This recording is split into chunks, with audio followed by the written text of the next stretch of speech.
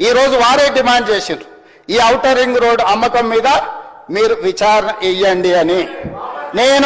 నేను మనస్ఫూర్తిగా వారు మనస్ఫూర్తిగా విచారణకి ఏదైతే అడిగినరో వెనకాల వారు కూడా చదువు వచ్చినా రాకపోయినా వారు కూడా వారికి మద్దతు పలికినందుకు వారిద్దరి కోరిక మేరకు స్పెషల్ ఇన్వెస్టిగేటింగ్ టీంను నిర్వహించి